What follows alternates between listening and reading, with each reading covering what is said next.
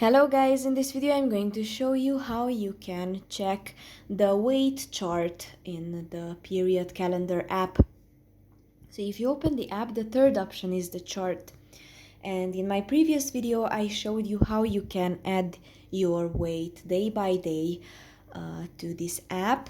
Here you can check it, how it changed through these days or month or the week.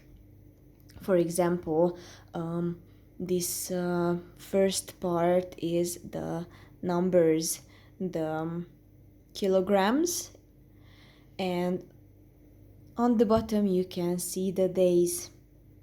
So you can see Sunday I was 60, Monday it fallen to 58, for example, and on Tuesday it went up to 59.